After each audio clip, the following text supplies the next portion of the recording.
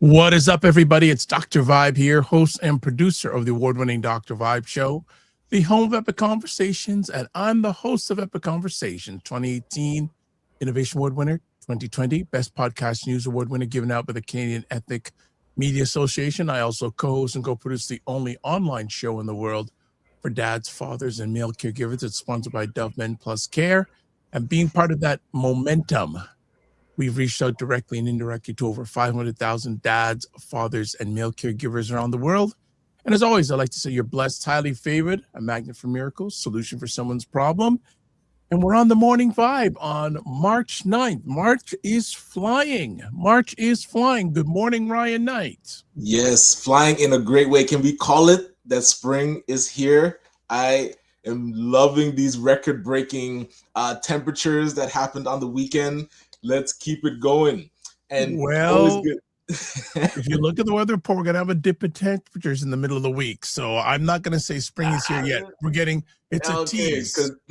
Today is not too bad, so we'll see how far the dip goes. But always good to see you. My name is Ryan Knight, one of the co-founders of the Afro Caribbean Business Network. So we support entrepreneurs of African and Caribbean heritage, really to figure out what stage their business is in, then help them create a strategy to grow their companies exponentially. I also am an entrepreneur. I run a company called Detailing Nights. So we provide mobile, waterless car cleaning, going to people's houses or their offices, cleaning their cars on the spot without water, and our plant-based, eco-friendly cleaning supplies. That's why I'm in love with this weather. It was actually detailing weather this weekend. So yes, we're looking to get back into the groove of things. Especially yesterday. Yesterday was a very nice day. Very nice and sunny. It was good. A little bit of wind too. So when you do your detailing and all that, if you need something to dry, it does it naturally. Nice. Well, today, okay, just to do the weather update, it's supposed to get up to 15 degrees Celsius this afternoon. Okay. And I think the record they said was like 21. So this is above seasonal. 15, but then by Thursday, it's going down back to 1, 3, and 0. Friday, 35 side. So enjoy it. And then tomorrow's going to be cooler. And then there's rain on Wednesday. And with the rain, that means the temperature is going to go down. So for the next few days, if you're in the greater Toronto area, today is the best day to get your vitamin D. All right. Already in the house. Fitness IQ Cam. Yeah, morning. Morning. And he also says the weather was sweet up yesterday. In her own Kingstonian way. Yes. So what you been up to, Mr.? We have not seen you in a bit. Yeah, there's been some cool events been part of. There's one happening today as well, but in the afternoon with, I don't remember Branded TO, that youth conference that they do part of Youth Week in Toronto. So we're doing a road to Branded. So today at noon, we're meeting to just kind of introduce mentors to some of the youth that are going to be at Branded so that they get to connect ahead of time. And recently on Thursday, Friday last week, I was at a conference called the Blended Finance Summit. And it was so interesting to hear the different types of funding that a lot of times nonprofits have to put together to execute a project. So whether it's getting loans, grants, sponsorship, equity investment, like all these different types, you need it at different stages of projects. So it was interesting to see it kind of laid out where you might need multiple entities, like a charity with a for-profit. Just how to put deals together was really interesting to see, and how they're doing it globally. Canada's really actually lagging behind with how people do blended finance around the world. So yeah, we got to step it up so that we can get more money for our projects. Let me ask, where was the conference held? It was at Evergreen Brickworks. So over on Bayview. Bayview, yes. Bayview, Don Valley Parkway area. Right. Okay. Cool event space. I didn't know they had like a full indoor event space. Outdoor. It's been kicking there for a while. How many melanated faces were in the crowd? And that was an interesting topic of discussion amongst the melanated folks, because I think this is the third year that they've done it. And so people that have been there from the first year were excited to see how many more, there's maybe a dozen, how many more melanated people were in the room. So a dozen out of, let's say, 200. But then 3 years ago, there was one. So she was like, I was excited to see, but I was there with our co-executive director, Nicola Harris, and she's like, it looks sparse, but it was actually an improvement. So hopefully next year we can get the word out to more people, especially that are nonprofits or charities that are looking to understand finance or that are doing social enterprise, so that they can be in the room to learn about what blended finance can do for their organizations. Excellent. Excellent. Good Yeah. stuff. Frequency Event Promotions is in the house. Says greetings. How are you, Frequency Event Promotions? That's good. Let me ask you something before we go to break. Post Black History Month, your thoughts? For me, Black History Month continues. It felt heavier than most years. I don't think I usually go to a lot of the events during Black History Month. So this year I tried to be purposeful with actually going to the events happening. And then we were doing our own speaker series every day in partnership with SETSI. So a lot was happening, but I think being able to co-design some events with organizations like the ones we did with BDC and the Jamaican Consulate, those, like, beyond just kind of going and talking theory, it was really about, okay, what is the next tangible steps that we're going to do throughout the year? And as I mentioned, and I wrote the article about on LinkedIn, how are we going to use some sort of scorecard to track progress? So it was great to meet this month. Now, 12 months from now, how do we report back on the progress made? And I'll definitely say at the Jamaican Canadian Business Advisory, Jamaicans want to see action. Like, we don't want to hear any more talk. So every business owner I talk to is like, okay, so what's next? When are we doing a workshop about this? Or how are we gonna actually get this done so that we can do business in Jamaica and stuff like that? So yeah, the time for talking is really long gone. The time of talk was yesterday. Things. It was exactly 100%. It was yesterday. Then what do you see as a potential next step or steps? So potential next step or steps. Well, we did a survey of the people that came through, and I was actually shocked when it asked, okay, what's the most priority for your business? Getting funding, open markets, building relationships, or other, and I thought most people were going to put access to funding, but actually more people put open access to markets. So wanting to do business outside of just, let's say, Toronto, across Ontario, across Canada, especially into Jamaica. So making sure that bridge that we can do business in Jamaica and also bring products from Jamaica. I think if we get that right, people will feel we're actually doing a good job based on what they were expecting. Okay. So we'll see how many business owners we can get. Yeah, doing business in Jamaica. Carry this on the other side of break, but we are going to go on a break. We'll be right back. We'll do some housework, and we're hanging on a Mix It Up Monday today. So whatever you want to chat about, people, it's open season. So let me just find. Oh my gosh, I was looking for something, and do I have it? Just want to, I don't have it. Or do I have it? No, I don't. I thought I did. Oh no. I thought I did. Okay, well we'll just go this route. Watch Black Canada Talking live on Sundays at 5 p.m. Eastern, where Dr. Vibe and Cesar Diva Musa give their takes and POVs on news stories from a Black Canadian perspective. Check out Black Men Can Talk live on Sundays at 8 p.m. Eastern, where Dr. Vibe, Kofi Sadat, and Kofi Morris, where Black Canadian men come together to have real, unfiltered conversations about life, culture, and community. Yes, and we did both of those yesterday live. It was quite a show. We had Cesar on yesterday on Black Canada Talking. We were chatting about International Women's Day. And we are also chatting about what's going on that side of the world, the WA, we were chatting about that. And then last night we had Joe Corley, black therapist, talking about Black men and how they're beginning to lean into therapy, which is a really good conversation. Okay. So subscribe to the Dr. Vibe Show on YouTube and hit the notification button. Like the Dr. Vibe Show on Facebook, LinkedIn, Instagram, TikTok, Blue Sky, and Substack. Join the Discord group. Email me at dr.vibe@drvibeshow.com or click on the link, advertise your business product or service on the platform. Email me dr.vibe@drvibeshow.com.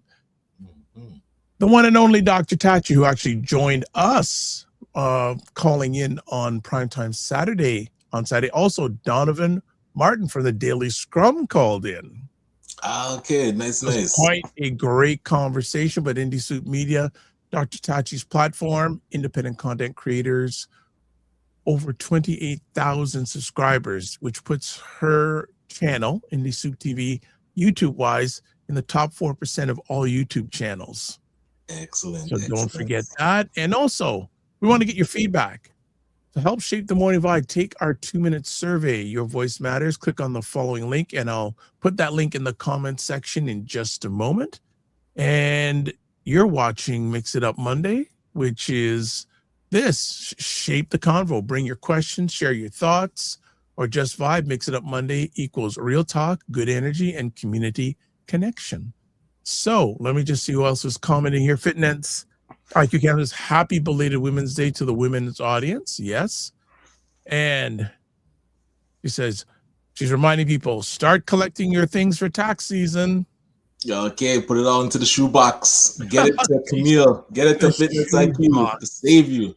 The shoebox. Oh my goodness. So it's better than not collecting it. And there's true. Put it together and get some expert help. True, very true. So what else has been going on in Mr. Knight's? Is there any specific topics you want to chat about today? You didn't answer your own question. So how did you feel about Black History Month and now coming out of it? What went well? What didn't? What could we do better? I would also, well, you weren't here with us on Friday. It was quite an intense conversation with Perry Douglas and Roger Dundas. Perry has an article on BuyBlacks.com called Black History Month, The Illusion of Inclusion.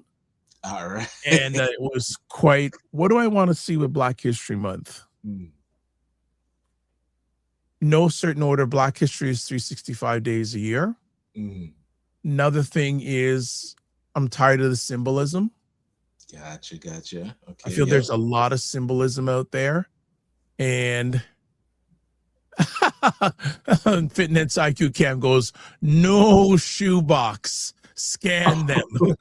Okay, that's good. Yes, agreed. I agree. We want to do the shoebox thing.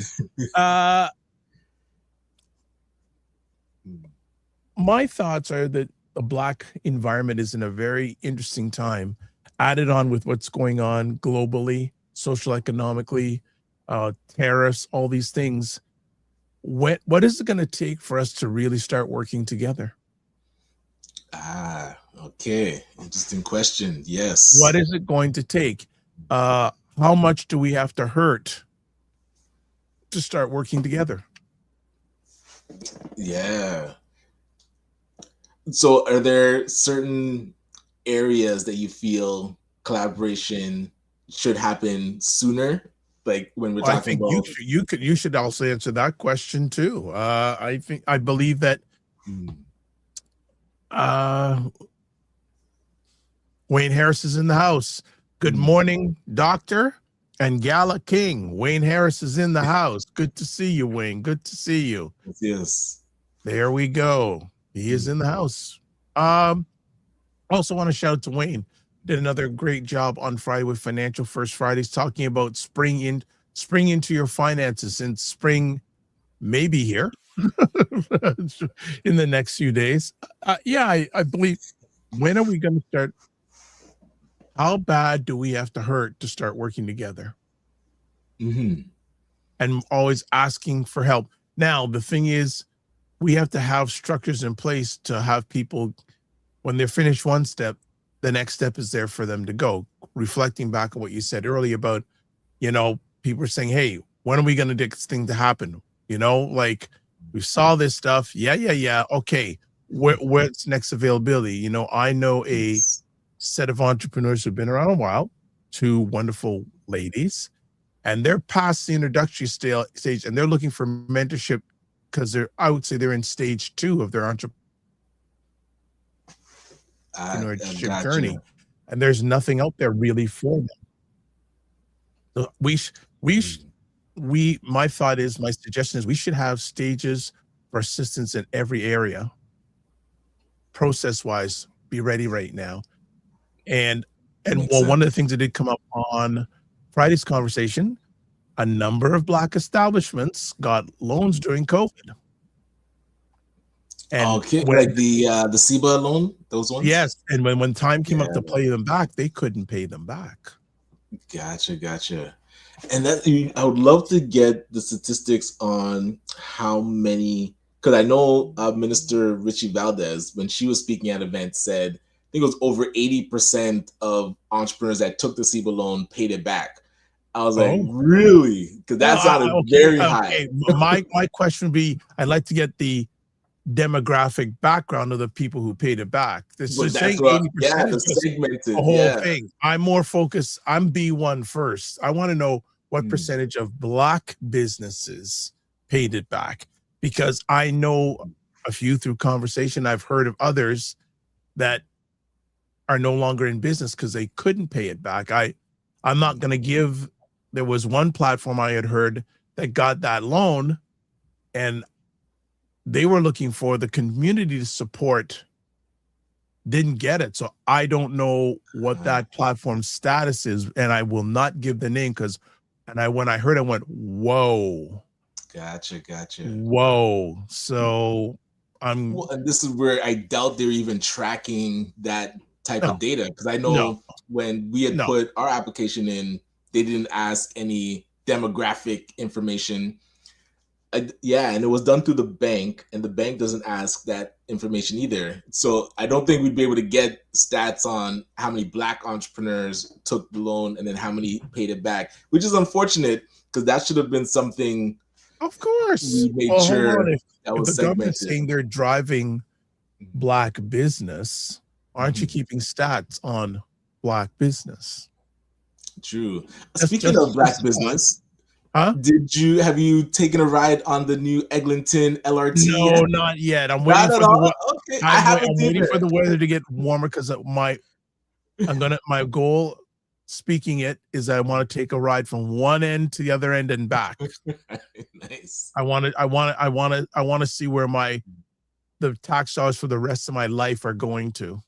Right. Yeah, absolutely. Have not taken a ride yet. Have you ridden on it? No, I have not. Do you know anyone that's ridden on it? I don't, actually. That's why I'm asking. I'm curious whose life it made. Like, I just want to find out what the upgrade would be in people's lives. Like, is it now from end to end, it's quicker? Does it help you get a connection to go downtown quicker? Like, what's the logistics of how the Eglinton Crosstown will support or improve?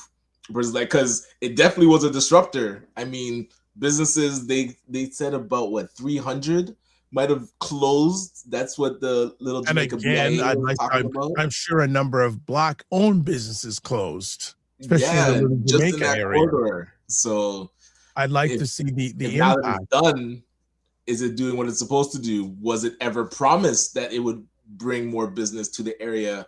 Because really, it could just be a drive, like a flow through. Like, there's no real reason. A McDonald's drive through. Yeah, and especially it's underground, so now you're not even seeing. Some of it is and some of it isn't. Not Little Jamaica area is down underground, right? Yes. Yeah, but in parts of Scarborough, there's a decent amount that's like around Eglinton and Warden area. It's there's a bit above ground around Eglinton and Warden area. I think all the way out probably till Kennedy. You go along Eglinton, it's all above ground there. Gotcha. But then it I has to think go the underground for Finch the LRT station. is all above ground. Like that one, I But you think know what? is That's interesting. If you're in the Toronto area, have you ridden the LRT, or are you going yes. to? Right. Would it be You part know of your day what at use all? do you have? Because the Ontario government is building this Ontario line. I'm never going Yes. to take that. I'm not Yeah, going. but it must benefit somebody. Like they can't just do construction for construction's sake unless they're just trying to rinse money. But I would think there's people on that side where the line is, it must improve their life in some way. Like to put that many billions into a project, then it's an incremental improvement. Doesn't seem like, and now they're pitching that they're going to do the tunnel under the 401. It looks like they're actually doing the feasibility studies on it. So, Why don't you build above, not under? Jeez, like they do in that China. would probably be cheaper. Yeah, right? Yeah. Fitness IQ Cam says the PAPE one is causing business losses too. I did not know about that. Well, that's the Ontario line That's they're the Ontario talking line? about. Oh, gotcha. And I don't get that because I'm asking people, what's the use of it? Oh, it's going to bring people downtown. Who's going downtown? Well, aren't they mandating people to go back to work now? That is true. So they want yeah, more but traffic a down lot there. of but a lot of those people don't live in that area of PAPE. They're people who live. I know people in Like Markham, and those are yeah. the people who are having to come all the way downtown. Right. But they're taking the go. They're not going to, like one person I said, I refuse to take the TTC. And actually, too, Gotcha. if I was a single lady, I'd be very hesitant to take the TTC. Okay. All right.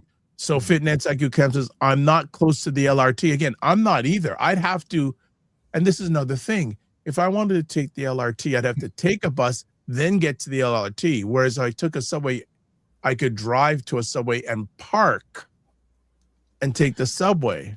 Yeah, that's why I'm curious of the logistics of it. It's like if I wanted to get to any part of Eglinton, let's say, so we're in Ajax. If we want to get to now the west side of Eglinton, so like almost to Kiel, is it better to come down south, connect in that Kennedy area, park somewhere there, and then take probably it across? best if you park at Kennedy and go across, because along the route, they're not parking lots at the different stops of the LRT. So it's like connection points at the end, and then is it better than trying to drive all the way across? I'll actually, that's a good experiment. I should time that. I should time driving. You got time. You got time. I don't go do that. You got the time. Yeah, I'm gonna figure that out and see if it makes it better. Event Promotion says looking to experience the LRT shortly.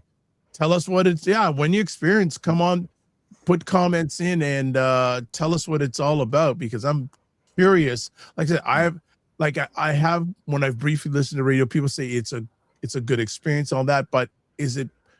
How many people is it practical for? And Christopher has done some events along Eglinton, so I'm curious, like the one that was near Eglinton and Bayview, and then there was one that's near Eglinton and Kennedy.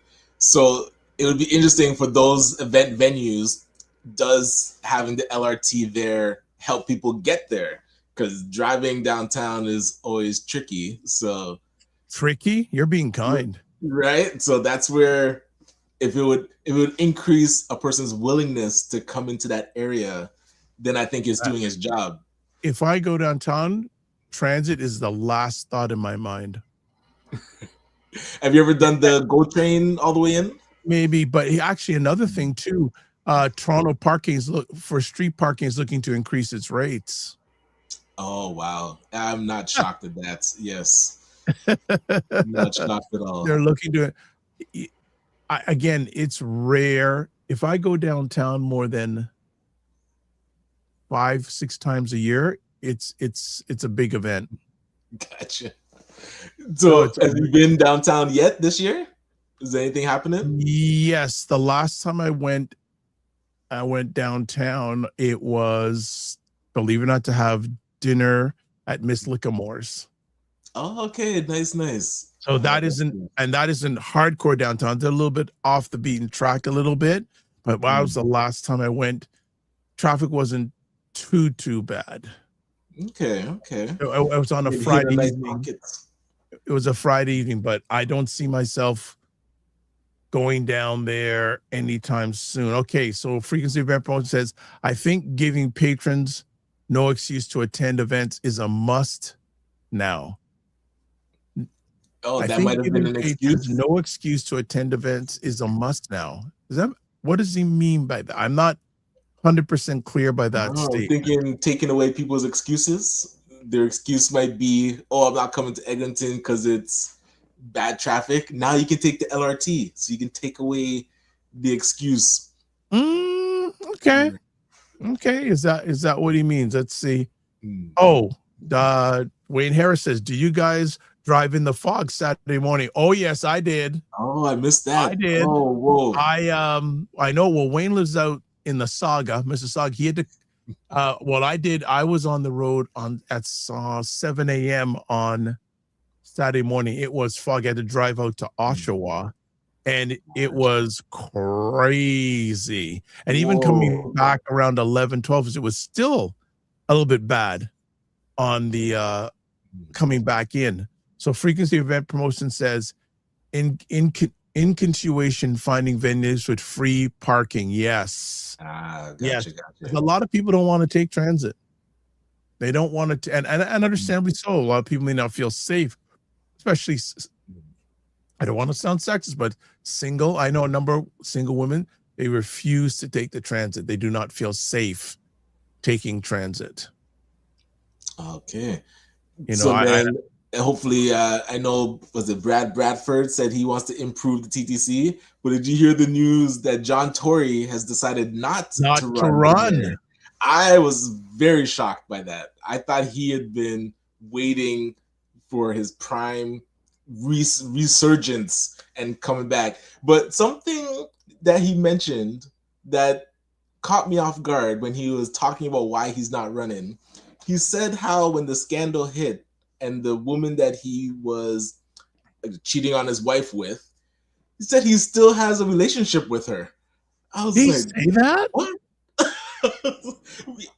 You have to play the clip. He said that? He was like, oh, he didn't want, I guess, it to resurface and her to, I guess, get the questions and all the media around it. Hold on. Like, he said that?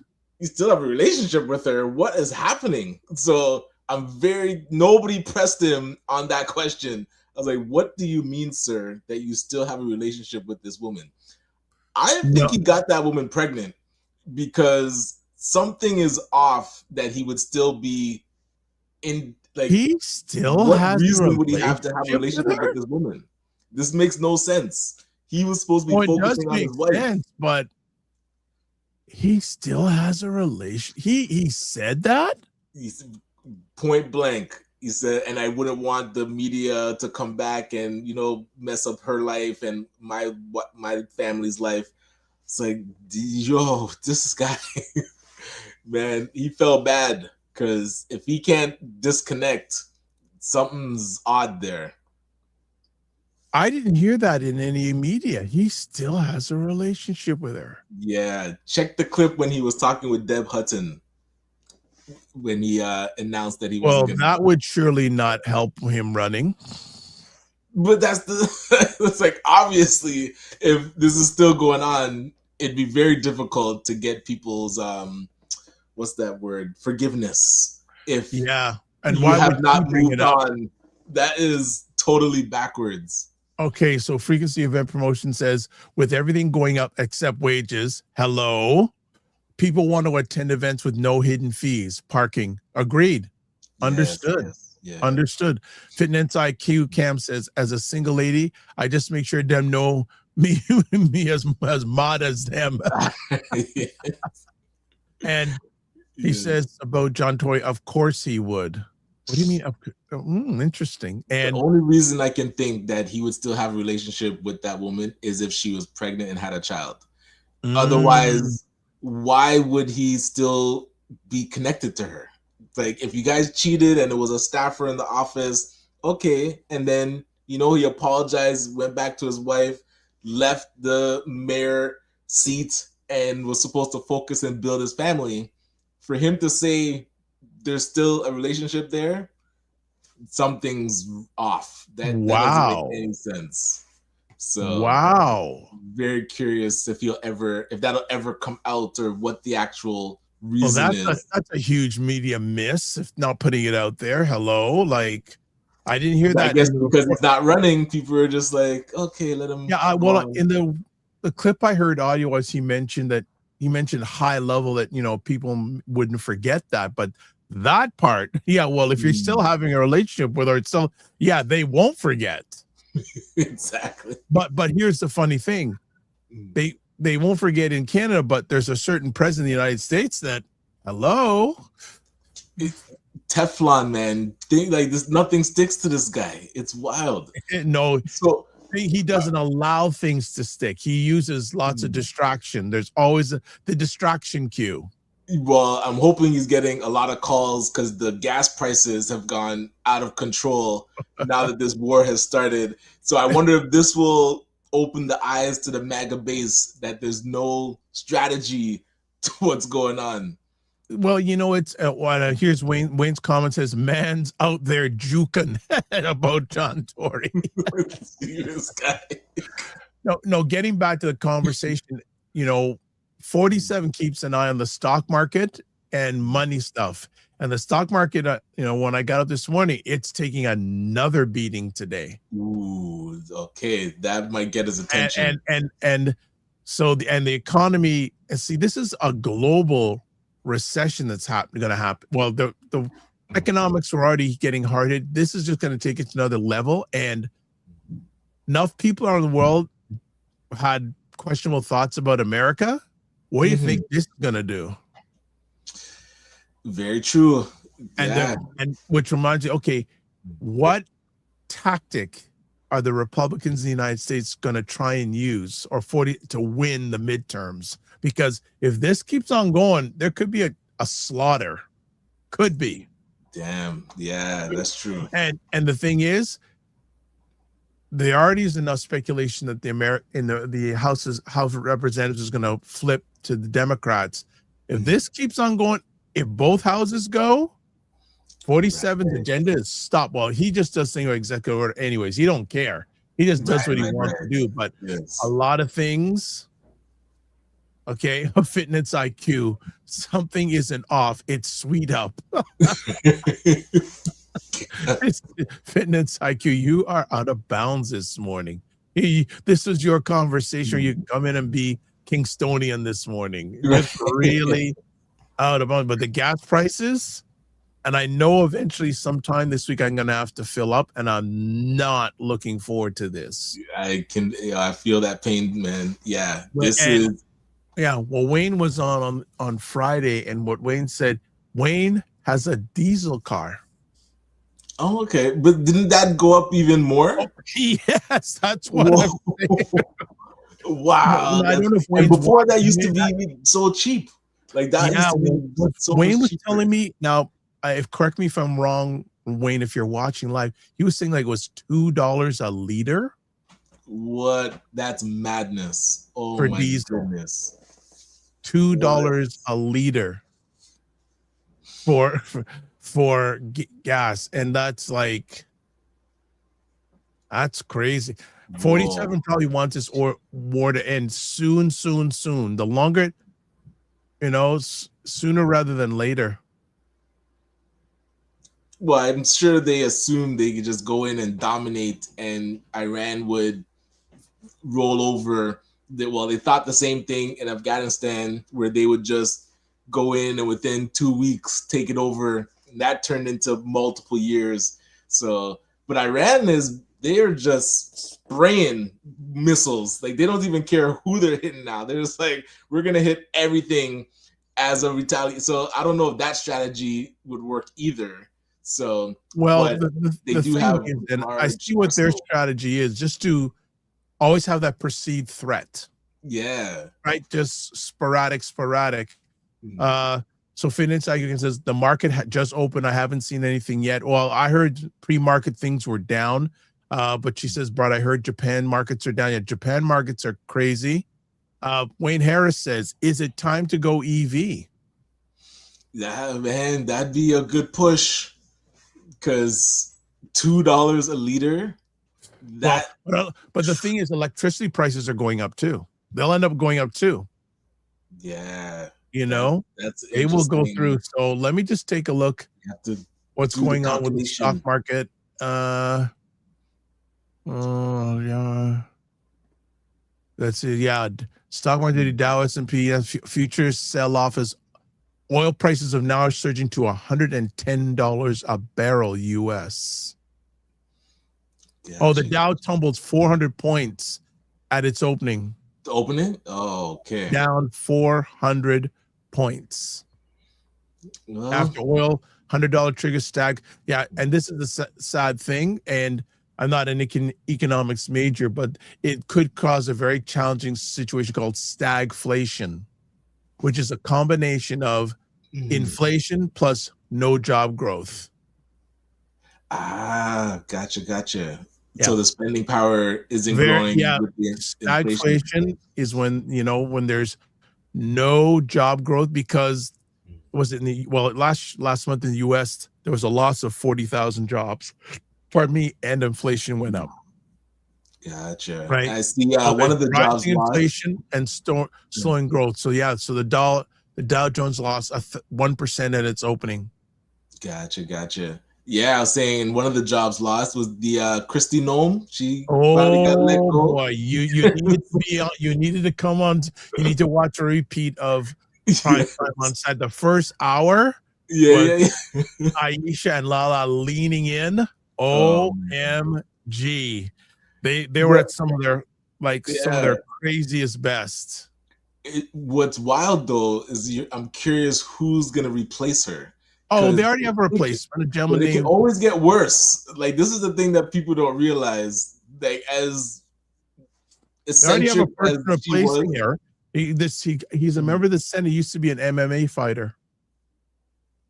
Oh, right. Yeah, and he's Mark Wayne, and it's one name. It's not just a that's his name, Mark Wayne. Yeah, and he doesn't look any more competent. So he's more hardcore. He's real MAGA. This is where it could always get worse, man. Then people are gonna be begging for Christy Nome back. She's like, I don't know about that. I know. If it could get worse than what it was, that is a high bar. Like it was already quite terrible. Like innocent people getting killed and occupying like the amount of agents that now ICE has deployed. If it gets more hardcore with these people that are not really I want to say not trained because they're trained, like they're doing what they're trained to do. But they're trained for 47 days. They're trained, right? Which is less time than I think probably, and maybe quote me wrong, that a policeman gets trained for. And they're dealing on a larger scale. And they have similar powers. No, I always think two of the people that said they told you so were Aisha and Lala. They said way back when, that be careful what you ask for. I was listening to a report this morning. They're speaking to a number of Mexican, Hispanic, American women in the U.S. and a number of them voted for 47. They're not happy. And I go, what did you expect? He didn't hide it at all. Like this was no, he did hide. He lied. He said he knew nothing about Project 2025. So I've never heard about it. You believe that with his history? You believe him? Gotcha. Right. But I'm saying his immigration stance and his strategy, like that he put out there plain as can be. So people that are now being deported that voted for him. Well, not only that, but they didn't see that coming. Well, and American citizens being arrested. Right. That probably is throwing people off because you would think at least if you are a citizen, you'd have some sort of liberty, but they figured out a way around it. Okay, so we have some more comments here. Frequency Event Promotion says, how is business going for both of you? Have you been getting new business or repeat business? Yeah, the repeat is what usually starts off the season, because we definitely send out to our email list, hey, spring is here, get booked in. So we usually book up for mid-March to April ahead of time. But I'm trying to figure out how to do ads, like paid ads properly, so that more consistent flow, if we figure out how to utilize like Google ads and Meta and Instagram stuff. But I'd never really dug deep into it. Have you ever used paid ads for No, business? no, I haven't used. My best ad is me. So, and what I do online, like businesses, I'll be honest, challenging because a lot of people are tight. I do have a client. We're on getting close to do some repeat business. They came up with the idea, which is always good, but it is very well, except for Ryan, it's very challenging for many people out there. And this is before the increase in gas prices. So it'll be very interesting to see what this summer is going to be like. Oof, yes. This spring and summer is going to be like. People are still losing their jobs. Yeah, it's like a perfect storm, man. Like it's a weird time. Yeah, Dr. Tachi says, happy Monday, Dr. Vibe and Ryan. Thank you. Nurse K, good to have you in the house, says, good morning all. A gentleman on the news saying he has an EV. It costs him approximately $30 a month in electricity, and obviously charging places are free.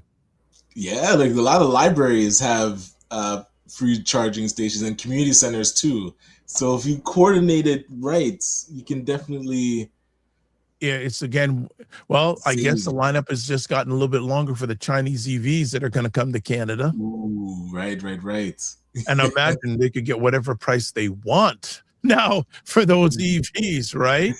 You know, got another comment. Dr. Tachi says about the cabinet, are any of them competent? They just hired a bunch of reality TV people and MMA, WWE fighters and high school dropouts.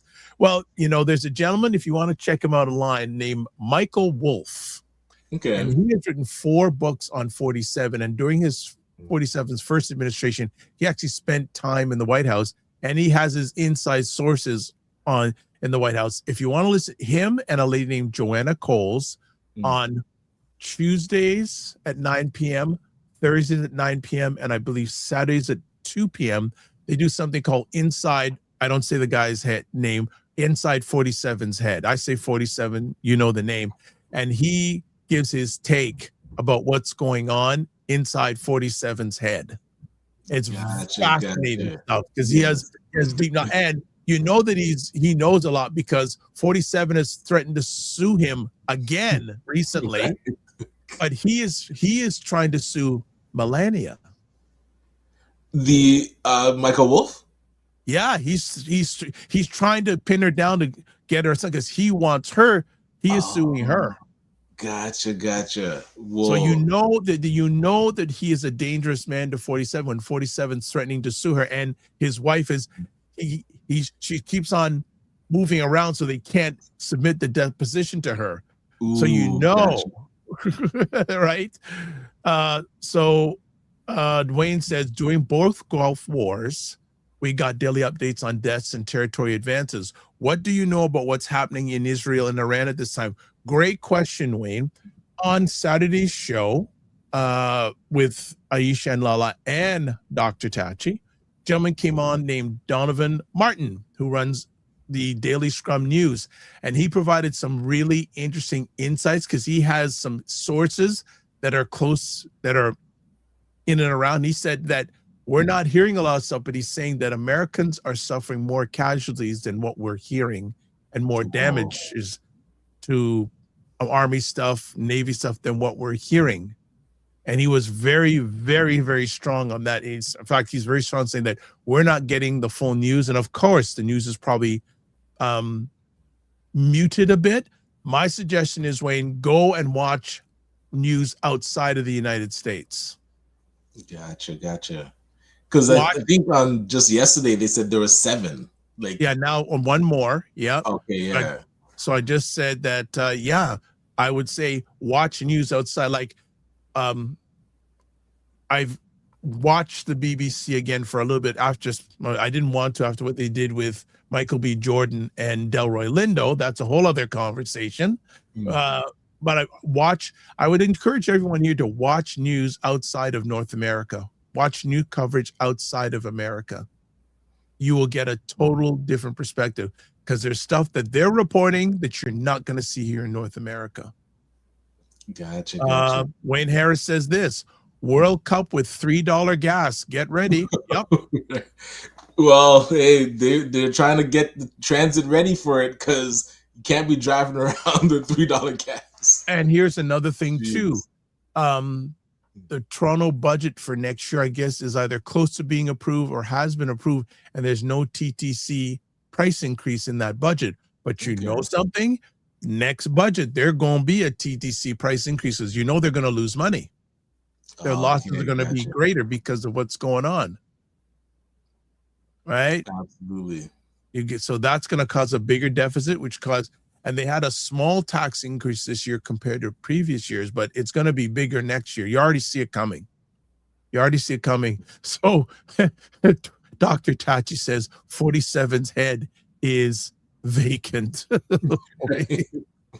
Okay. So Wayne says the lady that got kicked out of Homeland wasn't a lawyer. Her replacement doesn't have a bachelor's degree. Privilege much? Yes. Who said that? Was it, I don't know.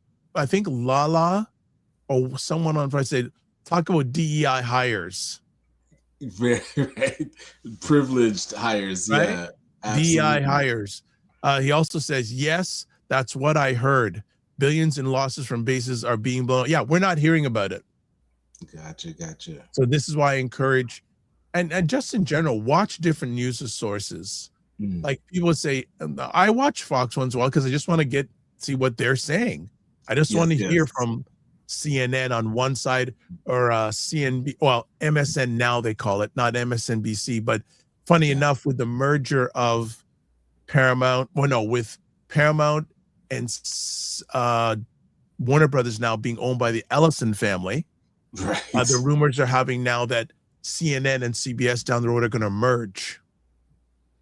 Okay, guys, people need to watch that TV show Succession. This was all predicted with how like the Ellison, that show must have been about this family, because literally what happened in that show is happening now. And watching, CNN, like you said, now wanting to merge with MSN now. Not MSN, no, CNN merged with CBS. With CBS. Okay. So the question will be, how long will we, because from what I'm watching here, there's a lot of people at CNN frontline, like reports, they're really nervous. Caitlin Collins, the Wolf Blitzers, the Jake Tapper? Yes, Jake Tapper. A lot of, because they're still making some good salaries, and the whole merger, the whole buying of CNN, not of Warner by the Ellison family, is an incredible business case, because buying it is going to be it's like so much debt that they're going to have to cost cut. Gotcha. But this is where, like, isn't monopoly rules supposed to come into play when these types of mergers are happening? Like, I'm shocked there wasn't any deeper scrutiny, because first Netflix was hold on. Here's the answer to your question. Who's the president of the United States? Well, hey, if he's in charge of that too, like, no. We have to realize, this is just my thought. The United States is a government of one. Mm-hmm. It's a government of one. I don't know if I subscribe to that. He is okay. Hold on a second. For people that want to get stuff done, they have to go through him. Yeah, but it's not his agenda. It is a government of one. Look at all the tech bros. They bend their knee to him. It's a government of one. They're supposed to be. Yes, Like, it's supposed to be, but it's a government of one. How do you think that deal that the Ellisons got to, first of all, buy CBS Viacom? Because it would have to get approved by the FCC commissioner, which basically it has to be 47. And then 47 said he got involved with the Warner Brothers thing. Actually, the day before Netflix backed out of that deal to buy Warner Brothers, just the film properties, Ted Sarandos, who's the head of Netflix, was at the White House. And what did 47 say? Basically, indirectly, Susan Rice, who's on the board of Netflix, said, if you want this deal, you're going to have to get rid of her from your board. Wow. Because she is not a fan of 47. Yes. And Ted Sarandos said, no. Now, here's the fun thing. Sarandos is laughing, right? Okay. Because part of the agreement is that Netflix is getting a huge amount of money because Warner Brothers said we're not going to take the deal. So it's a clause saying if Warner Brothers doesn't go ahead with the deal, Warner Brothers has to pay Netflix. So they've increased their cash flow big time. It was a master play. That's like the wild. two biggest winners in that deal are Netflix. They increased their cash flow, and the head of Warner Brothers, because they drove their stock price up from $7 to a buying price of $31. See that? So if you had Warner Brothers stock, it went up 400%. Yeah, man. And I'm telling you, people need to watch the TV show Succession. This happened in the show. All right. So this, how Dr. these Taki says, why are they still doing the World Cup here? I don't mind. So I have no interest in participating. I want to be away from down. You think I don't go to downtown Toronto now? I'm definitely not going to downtown Toronto when it's there. I'm sure they'll do stuff on the east side too. There must be things happening in Scarborough. I have no interest. I don't like crowds. Another person says, you heard how many soldiers lost their life? Rest in power, rest in peace, but they did not tell you how many were injured. Good point. Gotcha. Yep. Okay, Frequency says, I think it's time to get a scooter with a license plate that reads under construction. Yes. Love that. Wayne Harris says TTC will increase in ridership due to gas prices. That could happen. Well, they should get some, who's in charge of their communications? The ads should be encouraging people to now take the TTC. Eglinton Crosstown's done. Finch LRT's done. Gas prices are going up. Park the car and take the Red Rock. I'm not seeing any ads from the TTC encouraging people to and understand how now the logistics can improve their travel in, showing people that it's safe. They need to take advantage of this. We have to send a note to Jamal Myers. Isn't he running TTC? It's actually interesting. I was at a record store on Saturday in Scarborough, and there is a proclamation for this record store, and it was signed by Jamal Myers. This gentleman's record store is in, and Jamal Myers and him are good friends, buddies, and so it was interesting that name came up, Mr. Myers. Gotcha. Let me just do this by. All right. So Wayne Harris says Larry Ellison and Oracle, that's the big company he owns, were arch rivals when I was at Microsoft. He controls the airwaves now. With Don Lemon getting fired, no one is safe. Absolutely. Gotcha. In the media business now, it's almost a must that you have your own independent property outside of what you're doing. Right. You have to, I was chatting with someone the other day. People remember the days when Chris Cuomo and Don Lemon were on together. It was high ratings TV. Both well, Chris Cuomo's now at Newsmax, but he has his own online thing. And Don Lemon has had his own line for a while, which is just blown up. Right. Like blown up. But so many people have their own separate thing going on, even if they are aligned with a traditional media brand. And you'll have to see that. You'll see more and more of that because traditional media is dying. It's dying. Right.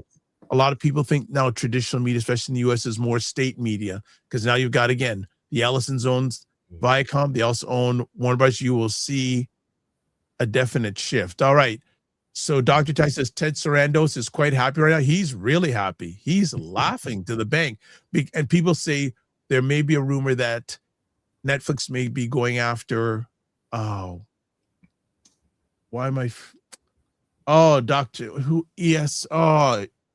ABC property. Who owns the ABC?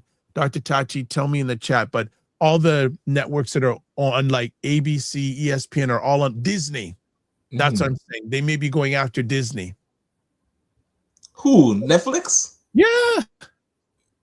What? Remember, but remember, Netflix is good at producing films. But going after Disney in what way? As another property. No way. Disney would buy Netflix, wouldn't they? No, sorry, Ryan, you are way off on that. Netflix could buy Disney? Netflix is worth way more. They have a better profit. They have a better business model going right now than Disney does. Because remember, you have Disney, but they also have ESPN. A lot of them have been losing money. Remember, they're in traditional media. Disney and ABC, ESPN, those traditional media, which numbers are going down. Netflix is the king of streaming.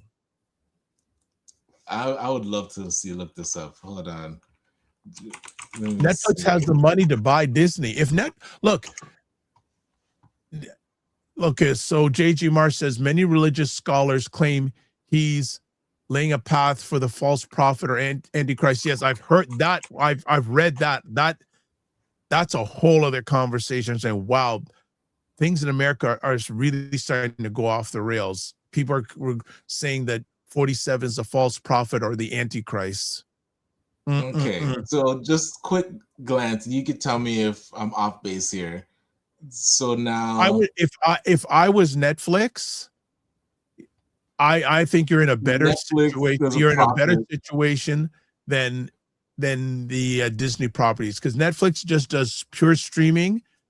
I would like to go look at the market valuation of both companies. That's what I'm talking about. First, I looked at the profits. So the profit of Netflix for last year was like 8.7 billion, and then Disney did a profit of 35 billion. And now you want me to check what the market value. I may be wrong there, but I think with the amount of cash that Netflix got out of their backing out from they have a market cap of 418 billion. And then Disney, let's see, a market cap of 179 billion. That's what I'm talking about. Interesting. Okay. That's what I'm talking about. Wait, now it's 253 as of March 2026. But this is what I'm saying. But Netflix has all this excess cash. If they want to buy this, they could do it. I would love to see that play. I still can't believe that could happen. That seems hold on a second though. If Netflix made a part of Warner Brothers business, they just wanted to buy the studio business. They didn't care about the broadcasting side. They just wanted to buy the studio stuff. So Roger Dundas says, good morning, family. Just came from the pump. 157. What? No, hold on. I don't know. Hold on a second. $157 per. No, 157. 157. Yeah. Okay, 157.9 per liter. No way. For 87. 4 days ago, it was 116. Yeah, like last time I filled up was $1.22. Oh, whoa. Yo, this is madness. Shoot, I do apologize. No problem. I know you got to go. And he says, need that EV now. Yes. Yep. Need that EV now. We will see you if you're available on Friday. Yes. Carolyn Nicole will be with us, but you take care, man. And me too. Go start shopping for that electric car. I've always had my eye on the Tesla. We'll see you. All right. Take care. Yeah. Okay. So got some more comments here. Frequency of promotions, Dr. Vibe. Are you looking to DJ now? No, Roger Dundas is much better, and Jonathan Juiceman Shaw is much better than that than myself. We will see. I don't know. No, I don't know about that. Don't know about that. Food Plane's in the house. What are you doing here, Food Plane? What's good to see you? Good morning, Dr. Vibe and Ryan DS here. Well, you caught Ryan before he left.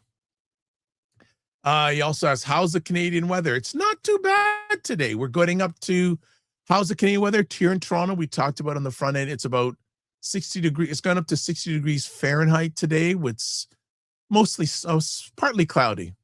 And we had a decent weather this weekend. All right, Frequency Event Promotion says Netflix has more money than Disney. Yep, they have a bigger market cap. They have a bigger market cap, so that's why. And now because they backed out of their deal, Netflix with Warner Brothers Studios, they got a more infusion of cash. So they've got money to play around with.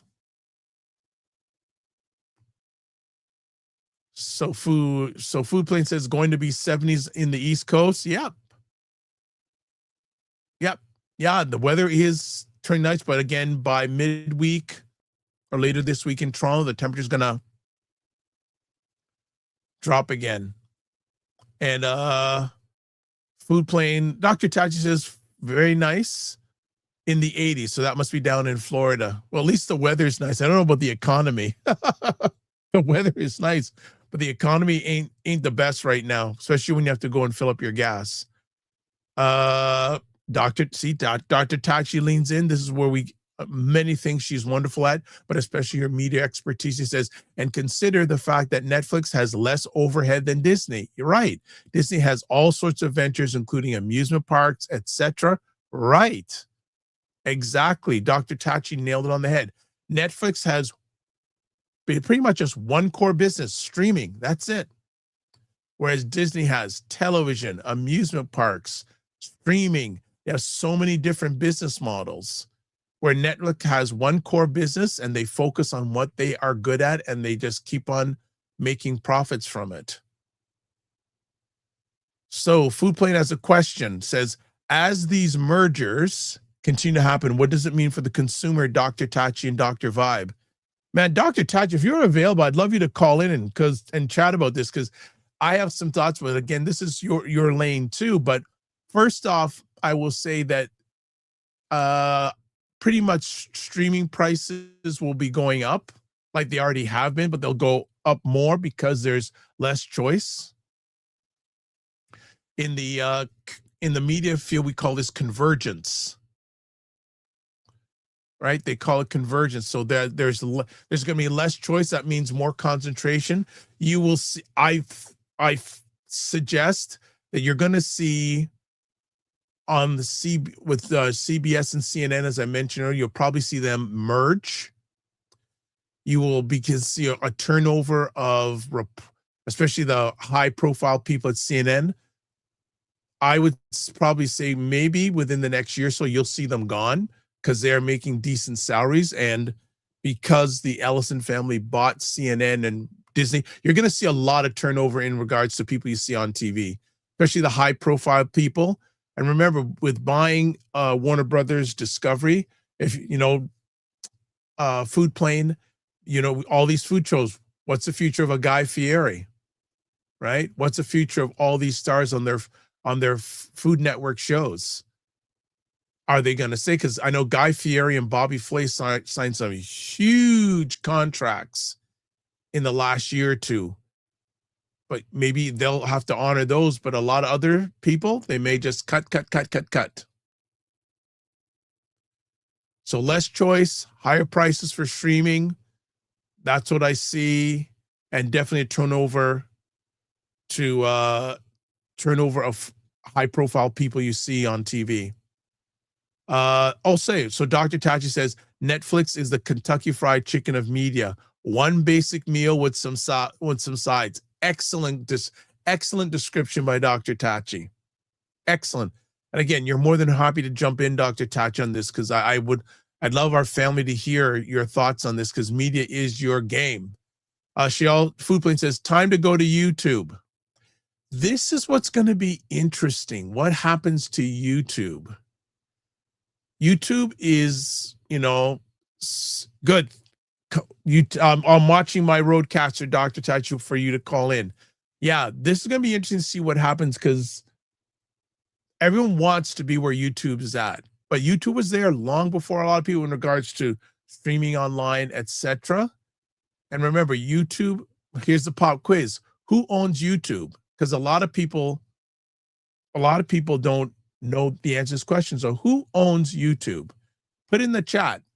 You don't have to say anything, Dr. Tachi, but who owns YouTube? Does everyone know? Does anybody know?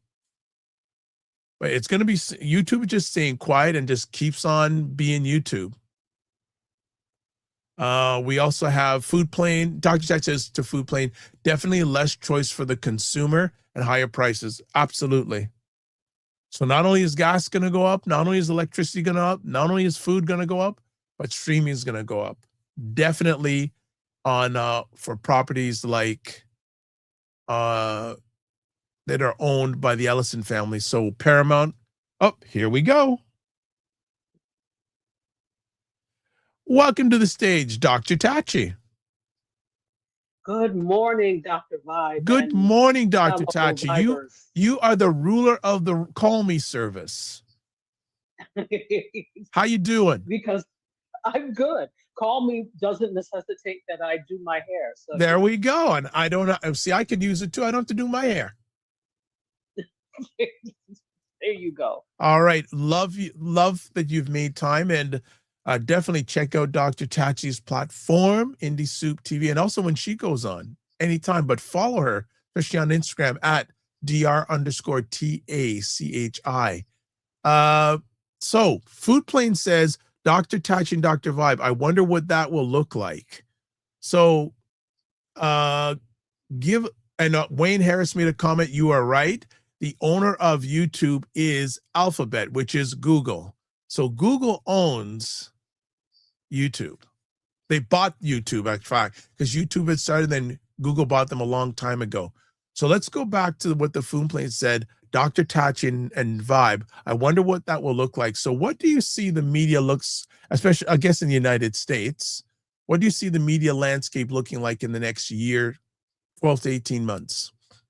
Indie and as independent.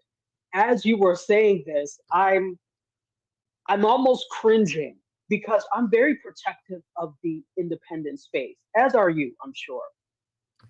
We that have been in the independent space have worked really hard to bring it to where it is. And as you were talking about Wolf Blitzer and I'm like, these people are going to jump over to YouTube and mess it up. Absolutely. This is what I was thinking, because they're seeing the successes of Joy Reid, of Don Lemon, of Jim Acosta. Yes, I was thinking his name. I was trying to think his name, but go on.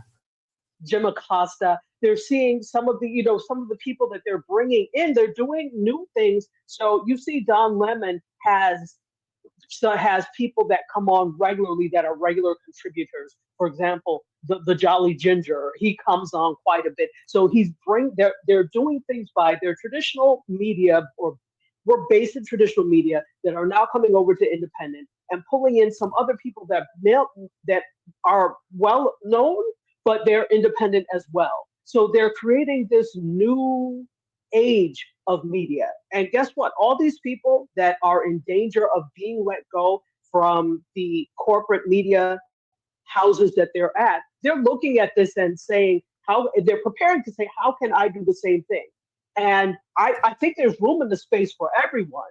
But what I don't want is people from mainstream media with their mainstream media ways jumping to independent and messing everything up. Or worse, or the same thing, turning independent into a microcosm of what mainstream media was, or mainstream media in sheep's clothing.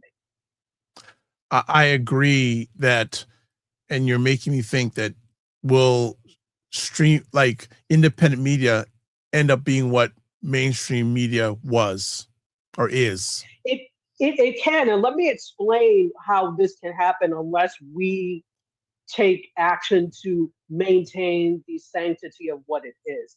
So if you look at streaming now and cord cutting, the whole concept of cord cutting was to circumvent the high prices of cable and give consumers more choice, and more choice in the sense of, I don't have to buy a whole ridiculous package that costs $200 a month of HBO 1, HBO 2, HBO 3, of things I'm not going to watch anyway. And I can pick and choose what I want to watch by cord cutting.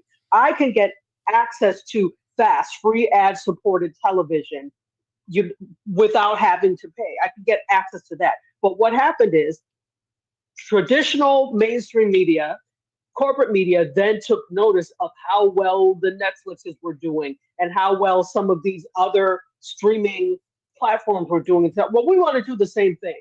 Then what they did is they pulled a lot of their properties from places like Netflix, and they're like, well, we're going to have CBS plus, and we'll put our stuff there. And what they ended up doing was fragmenting where you could get certain programming from. So now, instead, to watch your favorite show, if it's on a streamer that's owned by a network, instead of being able to get everything you want from like a Netflix, now you have to go to Paramount Plus, was used to be CBS All Access, and subscribe to that, in addition to all of the other things. So it could quickly go to now where, okay, we tried to get away, we cord cut so that we could get away from the expense, but now it's becoming expensive again because things are in too many places. And in order to access all of the things I want, I have to subscribe to this, and this, right?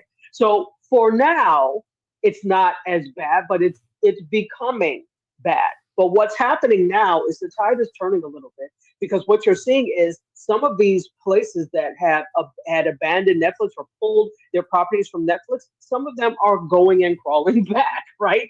To say, okay, well, we'll have this deal with you. Because they were so quick. I was so hurt when Luke Cage left Netflix. Yes. I was so hurt.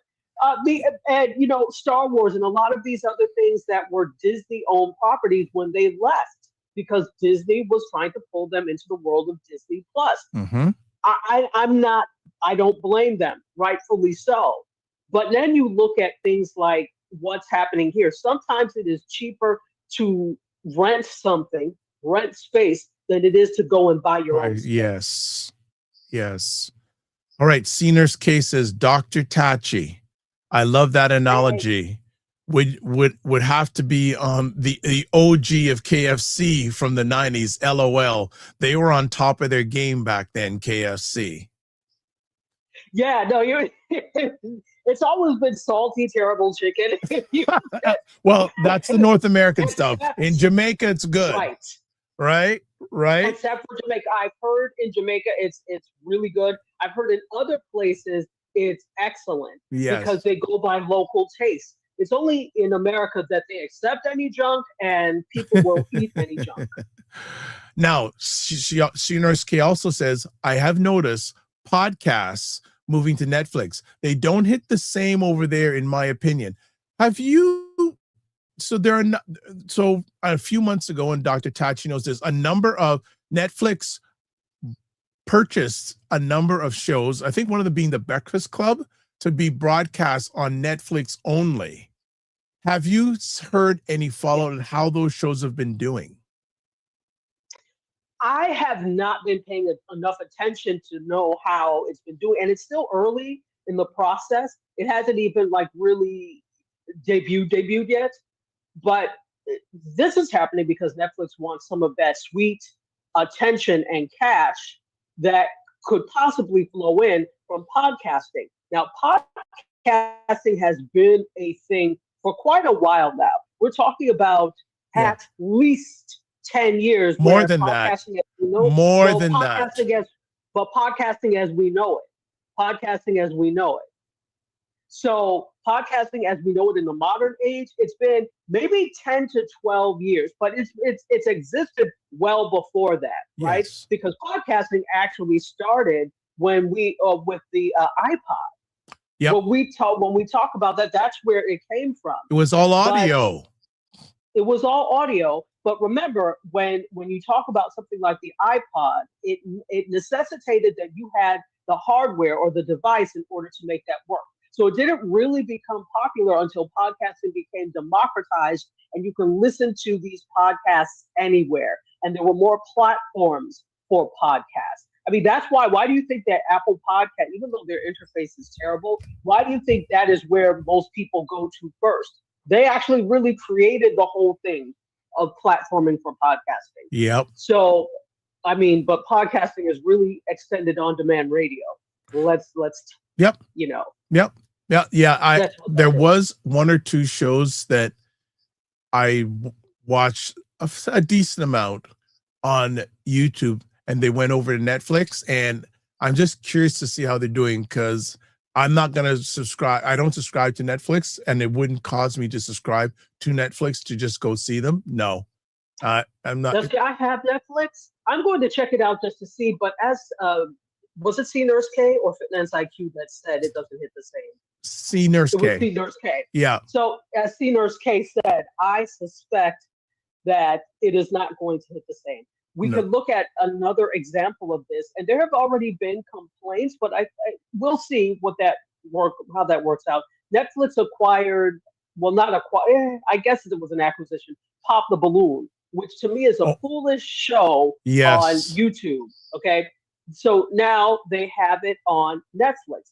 Netflix is looking to, it's a smart strategy. They are looking to the indie space, YouTubers, podcasters who have their own thing going. And, it's not just have their own thing going. They're looking for audiences. So they're looking at certain creators. Why do you think this is not open to everybody? And this is why I'm like, don't give up your day job because you think your podcast is going to be on Netflix. It's probably not. And I'm not trying to be mean, but they are doing the numbers game thing, which is a smart business move, but that's not going to ultimately save whatever that program is. So they're looking at creators that have, I don't know what the number is, but I would say probably in the millions of absolutely, right? Millions of subscribers. Yep. So in the millions of subscribers that already have a built-in audience. So they're also looking at engagement. How often are people commenting on things? What are the comments like? They're looking at that, and they want that over there because they don't really have to do much advertising to get people there because people already know them.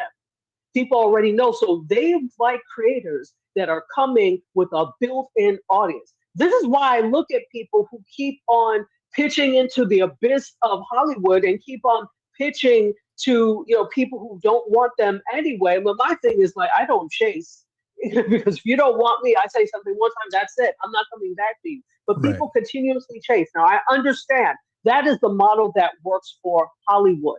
It's a numbers game and you keep trying. But how many times do they have to prove to you that we're not going to work with you because we don't know you and we don't value what you have necessarily before you say, I need to get myself together.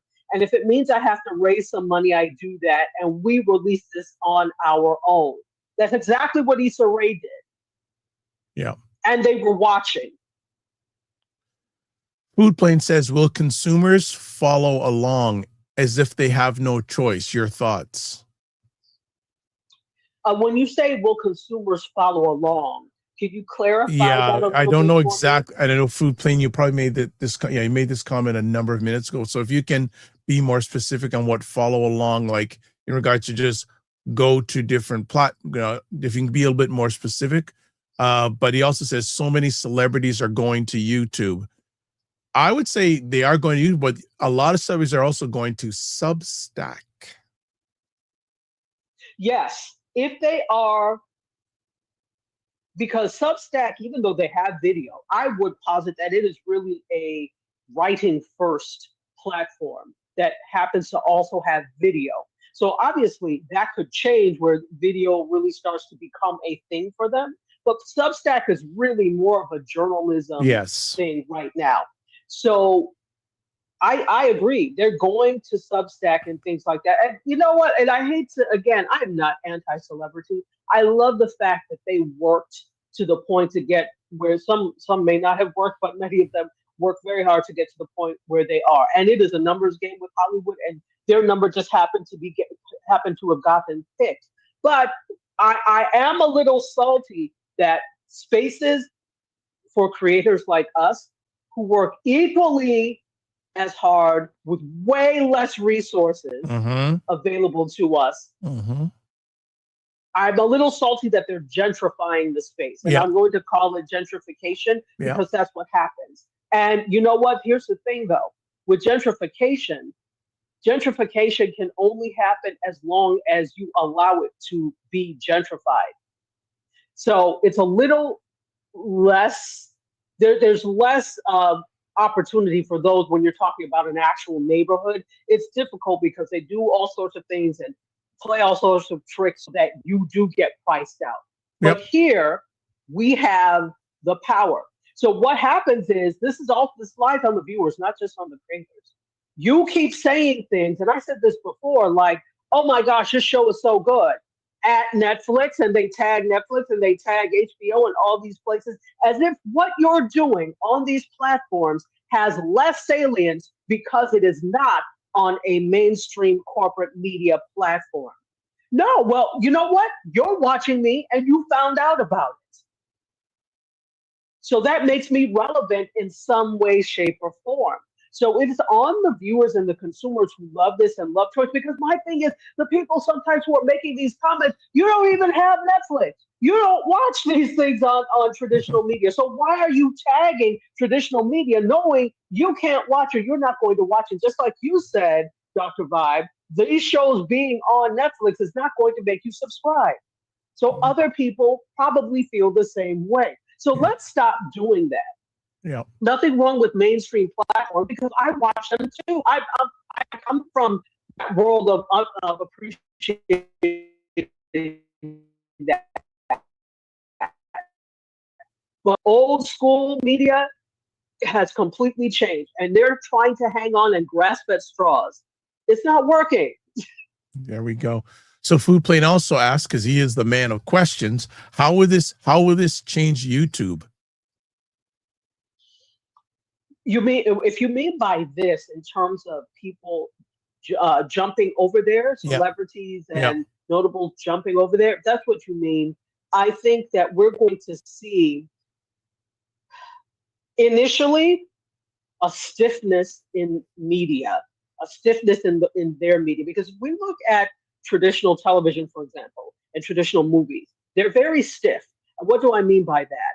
They're very rigid in the way they promote, in the way they make the format, in the people that they pick and select, and there is very little wiggle room. It's very, in terms of timing. Look at the content on YouTube. We do what the hell we like when it comes to time. Oh, okay, well, this is an hour and 13 minutes, so this is what it's going to be. We are more flexible with time and things, whereas traditional media is very rigid, and it had to be very rigid because they had to fit commercials in, and there's a certain amount of time they have for commercials. So that means at this minute mark, you finish and you break to commercial, and they're very rigid. So I think you will see a rigidity, right? A stiffness and a rigidity with some content. Those of us have already been doing the YouTube thing. We're going to do what we do. The people coming over, they are going to influx their rigidity because all they know is traditional media. That's what they know. So until they start to realize that, hey, the YouTube audience is a little more flexible. They like for you to talk to them. You can't just repurpose and put your stuff up on there. Because here's the thing.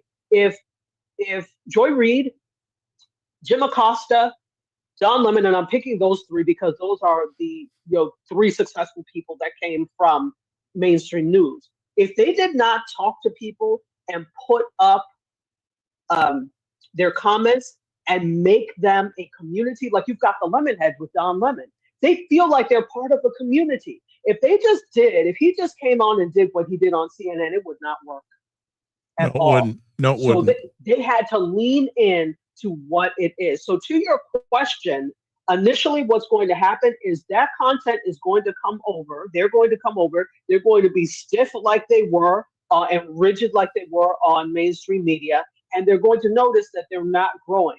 Then what they're going to have to do is watch the people who have already been in the space, say, how can I adjust what I do to fit in there to truly become a YouTuber? Does that mean, or a broadcaster on YouTube? Yep. That's what I think. It's interesting you mentioned that. I don't think in the short term YouTube has to change anything. They're in a good position, right? They don't have to do a damn thing. They don't have to do a thing. They don't have to do a thing because, people will say, well, my YouTube show is going now over to Netflix and I don't subscribe to Netflix. You know what? I can do without it. Let me find someone else on YouTube. Exactly. That's why I'm like, look, don't be so quick to. This is what I would say. You can do both. You could. I would not, if I were you, I would not. And see, these are people that have no vision, who only know traditional media. That if you get a deal and they say it has to be exclusively over there, so you forsake the audience that you've already built, because I can guarantee you, if these people don't have whatever platform you're going to, just because of you, they're not going to subscribe. No. They would rather give you the money through super chats and things directly than to pay for a platform to see you and a whole bunch of other stuff they may not want to see. Yeah.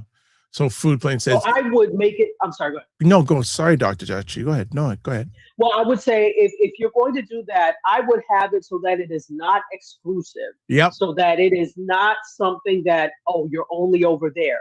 Because you have to realize that audience is there because of you, not because of the platform. Right. That audience doesn't care about the platform. You are the personality. They're there because they love you. So you need to leverage that when you're negotiating and say, hey, this audience is here because of me. So while I can certainly encourage them and say, hey, and maybe there could be some deal where we offer a little bit of discount for these people that are coming over there. And then I can say, hey, and look what else is over there, rather than moving everybody else. Because remember, these places are quick to cancel you after 2 seasons. And then you have nothing. And you're going to be crawling back to your audience. Oh, they canceled me. And of course, people will be understanding. But then some people like me will be petty, will be like, well, see, that's why you should have forsaken us. Mm-hmm. Go ahead. So Food Plane says independent is taking over. Yes, it is. Yes, it is. And then we've got Food Plane says Mark Wiens, the most popular foodie on YouTube, did a stint with Nation Graphics. Is it you meant National Geographics, or you're saying probably meant National Geographic? And although it was entertaining, it was not the same as his own show that Mark does on his channel, because he probably had restrictions. That's probably why. It's like that's doing corporate basically. And you say again, I feel independent is now in the future. Yes. Yeah, he said it was more authentic and less polished. Yeah, people just want authentic. They don't want the polished stuff. Minnie on Cam, good to have you here, saying they need more spaces to send us more commercials. No. And then Senior's Case says, I have seen, feedback from people on YouTube saying they like looking at the comment section and engaging in the, in the chat. They also said no one has a desire to access Netflix when driving. There you go. Yes, that is an excellent point. Live chat. Sorry, she said live. Yeah, engaging in the live chat. Yeah, that's a key thing. People like engagement. Live chat. It's a good point. Food Plane says following along with less choice, higher prices. Will people follow with less choice and higher prices? Good question. Good question. That's an excellent question. Yeah, the market will determine that. The market will determine that. He also says my point with Mark Wiens is that his stuff felt more authentic than a polished National Geographic show. Independent is better in this case and many others. I fully agreed. People want the authentic, not They just want the authentic. They don't want the polished stuff. And he said, there are many musicians that I have come across that corporate doesn't push. However, these people should be selling out concerts. People, quote, no one, unquote, knows, yet they are so talented. You need to reach out to Lala on a Saturday and talk about that. She's an independent music and content producer. She can give you stories abound on that. I'm also saying Tucker and others are doing great numbers too. Yes. And here's another thing, FYI, watch to see if Tucker Carlson runs for the Republican nomination in the next American election. Keep a watch on that. Minion Cam says YouTube Premium people are claiming it is worth it to not have commercials. You know what? I hear you, Minion Cam, because that's the only thing I can't stand about YouTube. Those commercials while I'm watching something and having to put skip. So I don't know. I'm actually, maybe in the near future, I may buy YouTube Premium because I can't stand the commercials. Always having to push skip. You know, my thing is I am frugal to the point that I'm okay with that. There are so many commercials on YouTube, but to me, the value I get from the content on YouTube is worth me sitting and waiting to skip the commercials. I can do it now. The only way I would pay for YouTube Premium is if I am also monetizing on YouTube, yes, and it becomes cost neutral. Yes, but I'm not going to come out of my own pocket to do that. I hear you. I won't. Yeah, it has to be a return on investment on that. Food Plane says, for me it is. I have premium person. Good for you. And Food Plane also says, I love music, and I hate having it being interrupted. Understood. Again, if it's worth your investment, I'm not at the point, but I don't like it. But I say I'll tolerate, because again, just spending that money. I like to be frugal. Yes, no, I understand. To Food Plane's point, I think if you're using YouTube for music, which I do a lot of music on YouTube because I'm really phasing out Spotify. There are other places to listen to, because I'm like, in this day and age, you really have to look at where your money is going, and not to get political, but if what's going on and the people that own things don't align with your values, then you really have a duty to move your money to where it does align with your values when you can. You know, I understand that some people live in Podunksville, Kentucky, and they can't shop anyplace else but Walmart. I'm not suggesting that, but you know, when you can, that's what you should do. And that's what let me not speak for others. That's what I do. Yeah. So I'm like, I can't keep funding people, and I'm not paying for it, but I am paying with my eyes and attention because commercials on Spotify. So, but I'm like, you could do other things. So for that, if you're used to, for example, you already have a Spotify premium account, you're already doing that, it's worth it then for you to pay it and just move your money over there. What I would not do is have Spotify and YouTube and right? Pick one. Well, yeah, this is the thing. Food Plane goes I'm in the middle of a hot song and commercial comes on. No. I've never had that happen to me where it was in the middle of a song. Interesting. Well, I as I share with people, again, know your priorities. Like right now, the platform I'm using right now to live stream was one I was a few months ago was wanting to get rid of. And the reason why, but you know, one, it was very costly. I thought, well, it's a whole, people know, but this platform really increased the costs about a year and a half ago. And I didn't see it justified. And as I'm thinking about leaving the platform, they now introduce the vertical and horizontal live streaming via YouTube. Okay, that is worth my investment because it's providing me more visibility, more views of the live streaming I produce. Now I was using two at the same time. There was another platform I was using, as you know, a few weeks ago, you would say, oh, things look a little different. I was using a different platform. And I sent them an email saying, hey, are you going to be offering vertical and horizontal live streaming via YouTube? They said, oh, it's on our roadmap and we're just beginning to look at it. What I'm going to be doing is I heard something about, I'm going to be leaving that platform because they're not, they can't provide me that service.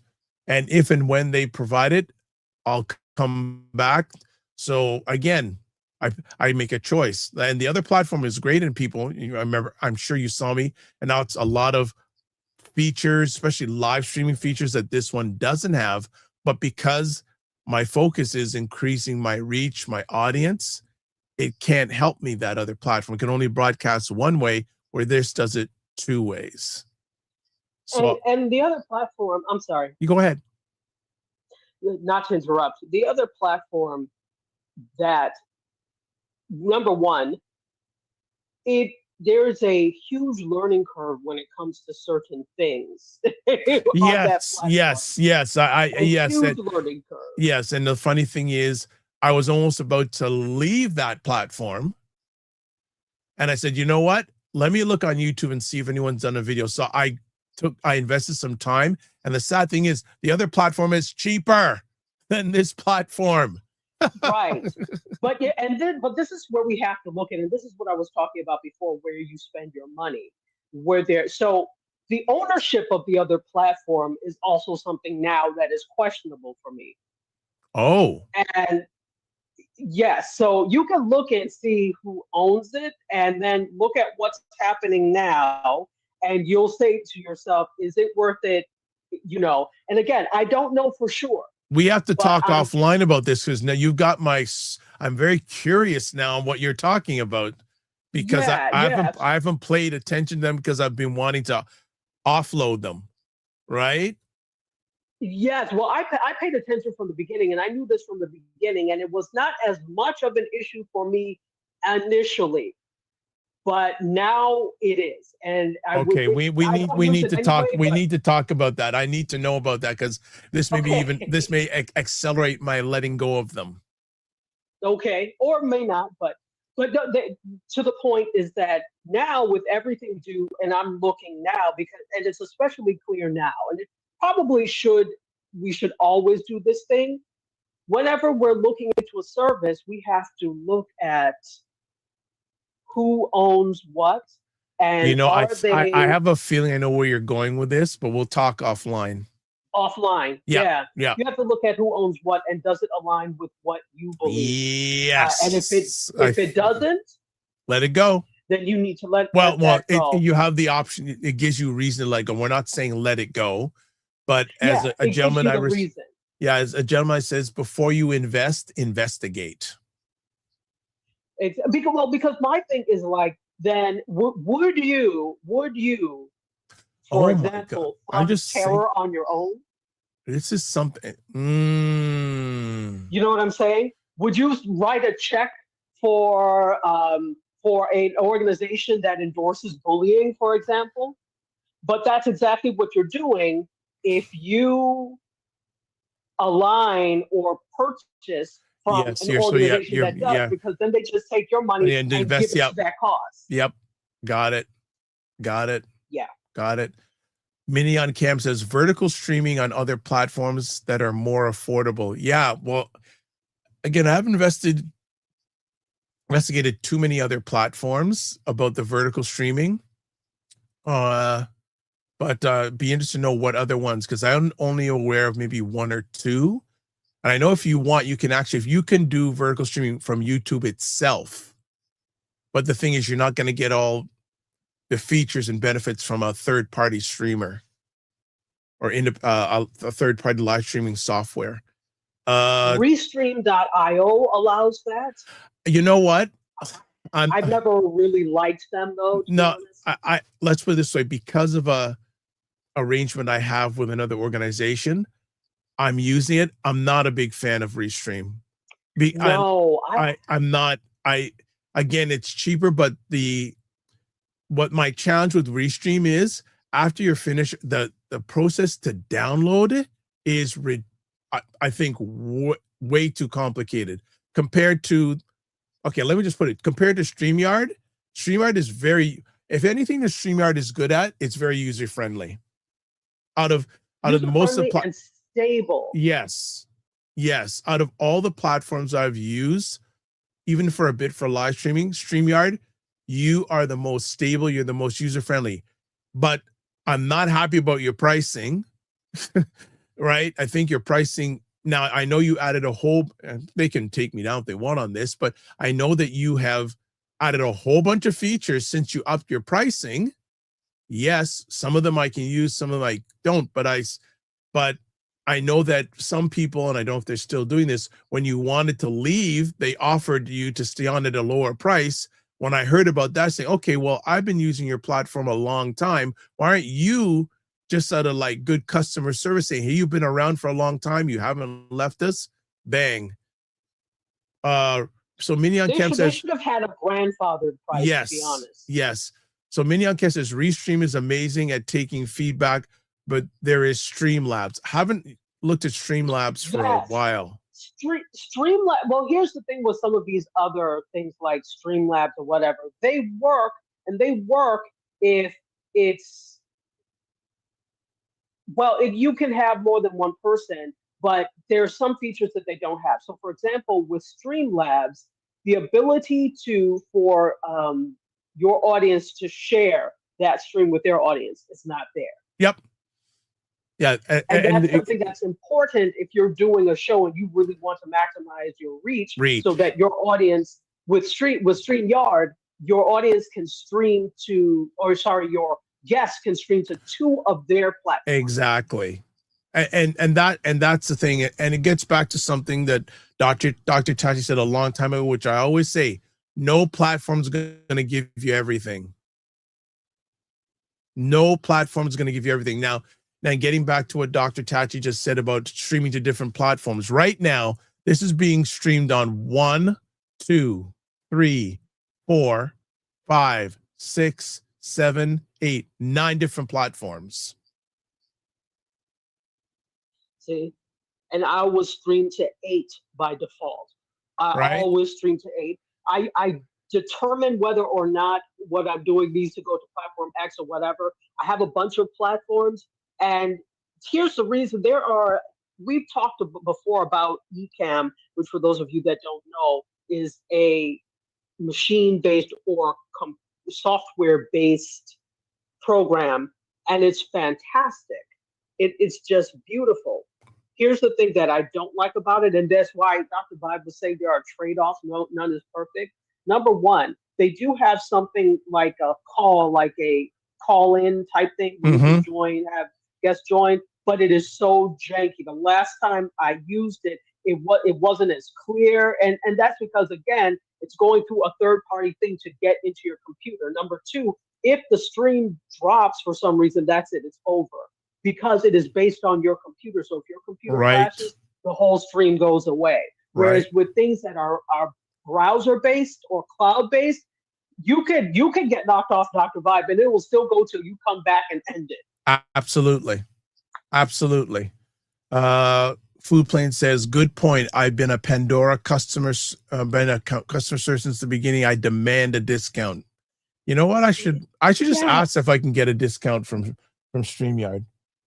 All they can say is no. Yeah. I'm going to ask them too, because I'm like, we're some of the OGs. Absolutely. 100%. Not, and again, with, StreamYard was probably one of the first out there. They're still here. They've went through their ups and downs, but they're stable. The platform is very stable, and some of the things they've added on in the last, since they were bought, are useful to me. Some of them aren't, but again, you're not going to get everything you want. And in some ways, I don't know if they'll ever become as, let me mention EV Mux. I don't know if they'll get as much production heavy features wise as EV Mux, because I think I think it may alter the simple user interface that they have right now. Yes, I agree. I think it could, But Restream, that was tough. Like I said, and yeah, there's some features again, I'm used to the StreamYard EV Mux stuff. When I went to Restream, for me, it was a step backwards. For me, it was a step backwards. Here's the thing. Now, I've been using Restream since before. I had been using it since before they had the ability to live stream. Remember, before you could go to a whole bunch of different places, you didn't have that option to stream to a whole bunch of different APIs. Restream allowed you to do it.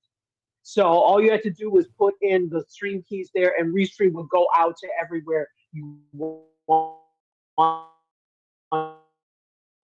evil anymore, because most of these platforms will let you go to wherever you want. Exactly. Now. And so that's why Restream had to add in the ability to live stream. Exactly. Because they didn't have a business model anymore. Yeah, but and I'll just put out there, my biggest challenge with Restream is downloading after, because I had to, I think it's so not user friendly it's somewhat, it is, and it's slow. It's so much slower than other platforms that I use. But hey, everyone has their plus and minuses. I know for the price point, it's a good thing. It's not compared to something like a StreamYard, the price point is lower. Again, it doesn't have as many features, especially when it comes to live streaming, that a StreamYard does. But again, everyone has, you pick what you use, and again, nothing has everything. Nothing. Those are the trade-offs. Yeah. Those are the trade-offs. And if really the point is to get doing it, if this is something you want to do, regardless of what platform you pick, use what works for you in your price points. And, it's experiment. Most of these places have some sort of free trial. Exactly. So experiment with them. And then even with OBS, which is Open Broadcaster Software, which can be a huge learning curve for some people, but it is free because it is open source software. So you can check out that. And there are a lot of people, most people that are on Twitch are using OBS. You could use other, like I go live to Twitch, but for some of these really creative things that you see, you have to use OBS, because that allows you to put all these crazy things up on screen and so there's some people that are non-techie that have never used OBS before, that after a while they get used to using it. So it really is just taking the time, learning the software, and using what works for you. Just do it if you aspire to. Well, as it says, before you investigate. I say it again. So Food Plane says, this is for Dr. Tachi, the facing of the book, will it be around in 5 years, or will they reinvent themselves, and how? Bookface is stubborn. They refuse to go anywhere. And, I call them master of none, because they do a lot of things, but none of them particularly well. One thing that things that usually work out for them are completely by accident. So the thing that's working out well for them right now is Facebook Marketplace. And that is because Gen Z likes Facebook Marketplace. And I'm saying that's a success because Gen Z it's not even they're the next generation, because their generation now, the oldest Gen Zer is like 29 years old. So they're like approaching being in their 30s, the oldest ones. So really what they have to look at now is what Gen Alpha likes and what Gen Beta probably will be into and likes. So Facebook Marketplace is a success for them right now. The platform still skews older. It is discombobulated. When I look at it, I'm like, I don't even like the format and the interface of this. It just looks ugly. But so it's in terms of will they be around? Yeah, I think they'll be around. Probably still doing what they're doing now, seeing what works. If they don't like it, they'll end it. But Zuckerberg is going to have to come to a reckoning that they're going to have to do something drastic to really engage new audiences if they want to remain a social platform. Now, again, the whole thing with Facebook Marketplace is this is based off of people buying. It's not really social interaction. I bought a few things off of Facebook Marketplace. I love it. I think it's great. But as far as social, they're going to have to look at the model they have now and whether it's going to work for the future. And then if they're going to pivot, what they're going to pivot to. Well, I'll make it short as we start winding it down that I left Facebook when they had their policy that anything you live stream on there will be taken off after 30 days. Yes. That was that's another thing. Yeah, that's when I said, okay, it's time. Because for my purpose, I wanted to share video content there. And if it's going to be taken down in 30 days, okay, no problem. And then I just really started to, I've always focused on YouTube as a platform for live stream more than anything else. And I still, for me anyways, YouTube is my jam. I agree. It's for me as well, personally, and then for Indie Soup, because with Indie Soup, this is a network. What good is it if after 30 days, you take down everything and then you expect me to re-upload it so that new people can see it? I'm not going to do that, which is why I just drive people to YouTube. It just makes more sense. So this also shows two things. So pay attention. Number one, they are not interested in live. They lost interest in live a long time ago. And if we look at the other counterpart which they own, which Meta owns, which is Instagram, there are all sorts of problems and choppiness and just awful stuff with their live as well. So Meta as a whole is not interested in live. So that there should be the calling card for you as to whether or not you invest time and energy into going live and keeping your lives there. Yeah. I wouldn't, because I don't think that unless a large part of your audience is there, at the end of the day, it depends on where your audience is. But even then, I had a lot of people that would watch me live on Instagram, but because it's so janky and they're not interested in keeping it, and quite frankly, I think after a point they're going to take that ability away, I stopped going live over there. Every once in a while, you'll see me go live and it will be a spontaneous thing. But as far as Media Scope being a regularly scheduled program, I don't. Catch me on YouTube. Yeah, because Instagram, from what I think, was never meant to be a live streaming platform. Exactly. It was never. It was never. It was more for posts and maybe. It was maybe to do some video, but was pre-recorded video to post or images. And that was not, from my thought process, it was never meant to be a live streaming platform. And again, broadcasters like Dr. Tatch and myself, Instagram is not the best way to present live streaming for us and our audience. I don't post a lot on Instagram, and I could more, just right now I'm going where I'm getting best fed. That's YouTube. Yes. That's where I'm best fed. Everyone's different. I'm not a big into TikTok. I was at a time trying to figure out how to broadcast live on TikTok. It was so complicated. I said, you know what? My audience isn't there. And I look at the demographics that I get from YouTube. My audience skews older. They're not TikTok people. And they're just not TikTok people. So I stay YouTube and stay there. So Mignon Camp says, I just learned how to add a guest on OBS using Video and Ninja. Yeah. OBS, that's an education for me that I'm not ready for yet. I said yet. Food Plane says, thank God for you being of the YouTube. Okay. Daily, go ahead. No, I call it tubing of the U. So tubing of the U. All right. Yeah. Mignon Cam says, then Daily Motion didn't take off when it came out. Yeah, it didn't take off. Wow. Haven't heard about that platform in a minute. Wow. Okay. Yeah. Wow. And then Food Plane says, my last question. All right. We'll see if it is. Do you see coaxial cable cord being no more in the next 5 to 10 years? Oh, this is a really good question. So for those of you that are not familiar with what coaxial cable is, it's basically if you have had cable, cords, that's coaxial cable. And the way it works is there are a bunch of different copper cables, cords that are inside that.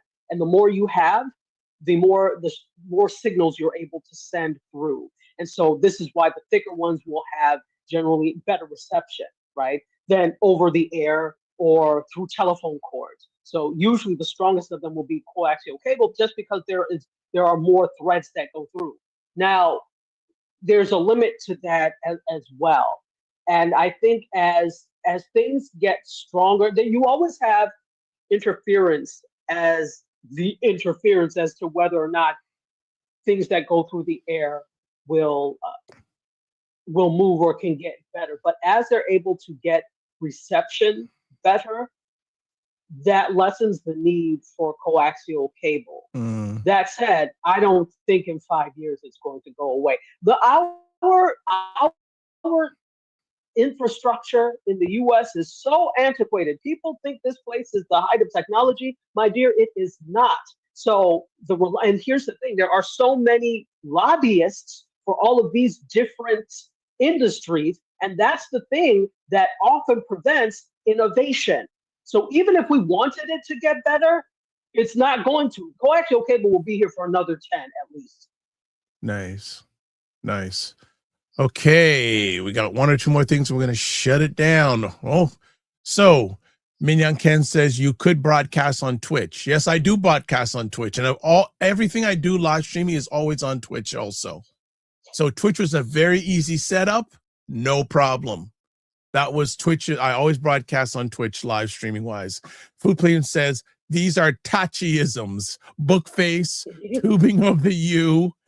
And then Minyan Ken says, I found a new platform called OneStream. I was looking for that one that I used to watch live show in the early 2000s. I haven't looked at OneStream in a long time, but I know it's out there. Yeah.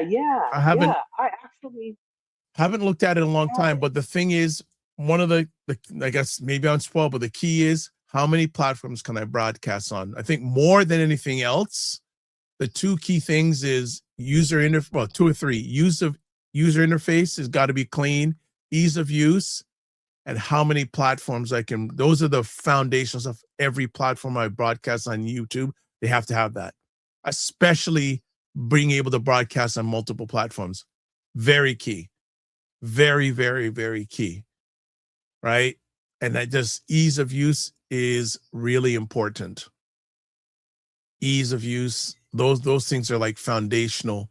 And that, yeah, the features, there's some core features. It doesn't have to have every feature in the world. Like I said, the differences of features between and another thing about EV Mux, they've released some stuff over the last few years, but not at the accelerated rate as StreamYard has.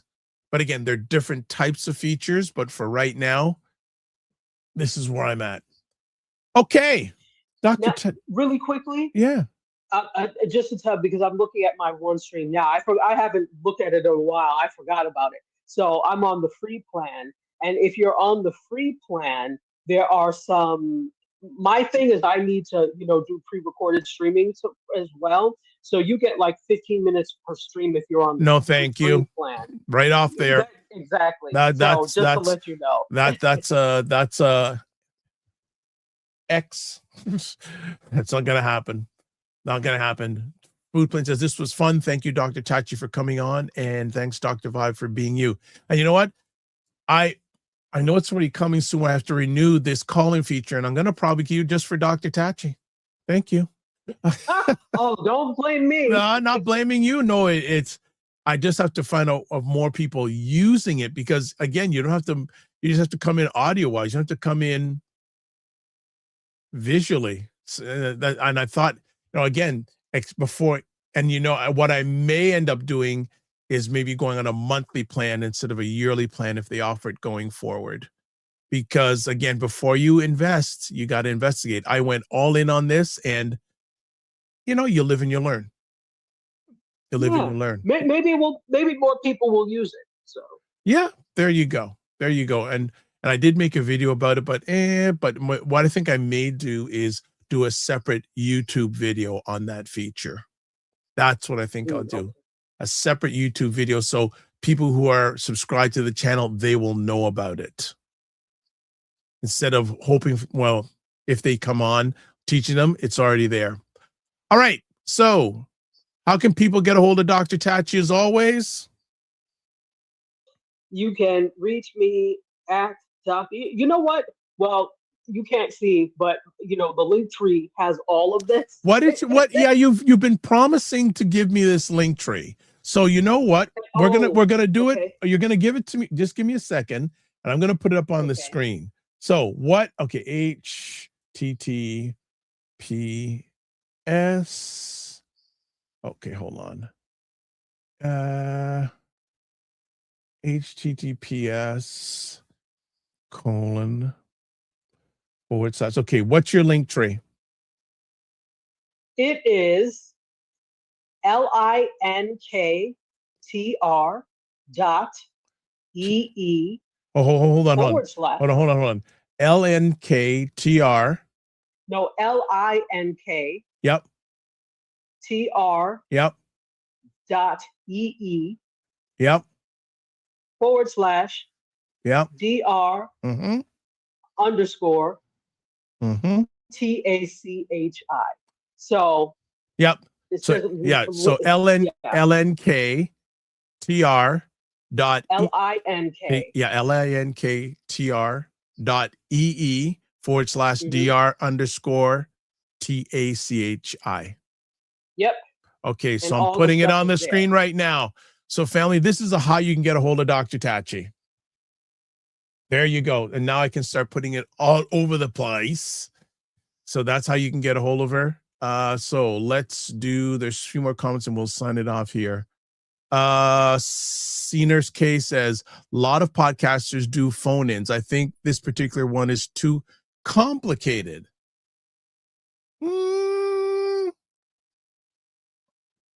Again, okay. I'd like to know what other ones are out there, because I thought this one was pretty complicated. You go to a website, maybe I'm not promoting right now, but you go to a website, you put in a code, you go to a next page, you put in your name, slide, go. So I'd like to know what other ones are out there. I'm willing to investigate before I invest. C Nurse K says, great conversation. And she says, too many steps. Okay, so C Nurse K, what other ones are out there? That's what I want to know. It's too complicated.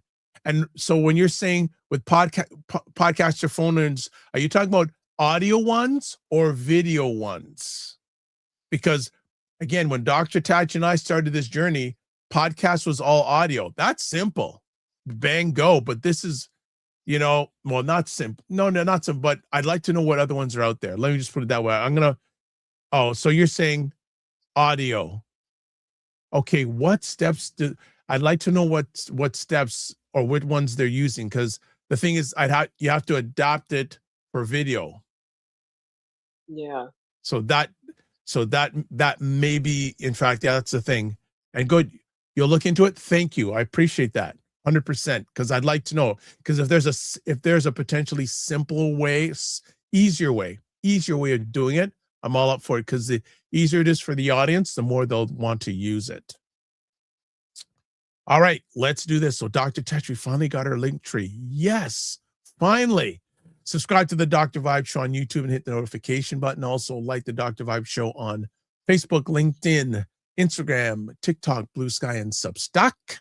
Join our Discord group. Email me at drvibe@thedrvibeshow.com. Or click on the link on the screen, but it's also in your chat on most of the platforms.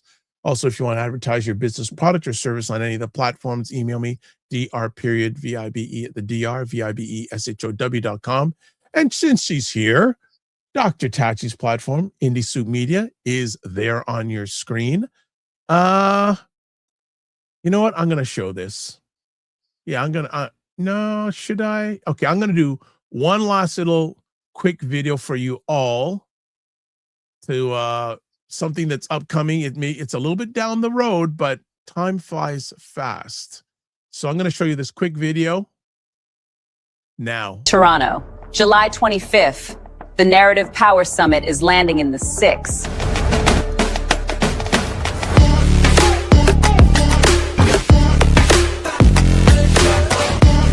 This is about ownership. This is about controlling our story. If you're serious about narrative power, strategy, and ownership, this is the room you need to be in.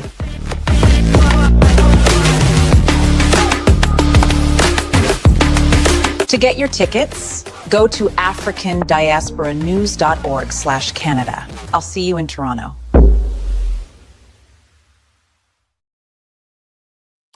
All right, the NC Narrative Power Summit at the Aqua Supper Club in Toronto, Saturday, July 25th, from 5 p.m. to 11 p.m. There is the link there where you can find out more information and, more importantly, buy tickets. And your guy here is hosting, and it's hosting the panel discussion. So you need to check it out. Oh, hello, Pastor Thomas. Good to see you here. Hope you're keeping fine and safe. Okay, so back to where we were at. I said I just showed that last thing I was going to show at the beginning, but I said, let me just stick it to the end. So what else do we got to do here? As always, here's the link for you to take our audience survey, and the link is in most of the comment sections that you are watching this live on the replay. Mr. Knight, you can catch him at ryanoneielknight.com. That's Knight with a KN, not an N. And for me, I have that one link, taplink.cc/the drvibeshow.com. As always, you can watch replays of this epic conversation on the Dr. Vibe Show on YouTube, Facebook, and LinkedIn, and the Dr. Vibe Show website, the drvibeshow.com. And you can watch it on Ryan Oneil Knight on YouTube, and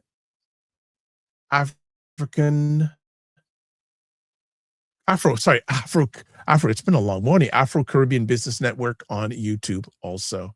And that's it. That is a wrap. Thank you, Food Plane. Thank you, everyone watching live on the replay. It's appreciated, not taken for granted. As always, live your life as a dream. If you can dream it, you can make it. Sometimes you have to get small to get stronger. Block assumptions. Aim bigger, aim better, aim higher, aim wider. Love, faith, and respect. Don't just manage your time, manage your energy. And remember to give yourself grace. And if you're not making money, make history. Try to do both. And as always, and thank you, Ray McMillan, for favoring the conversation. As always, make it better. God bless. Peace to all. Keep the faith. Walk good, and we'll catch you soon.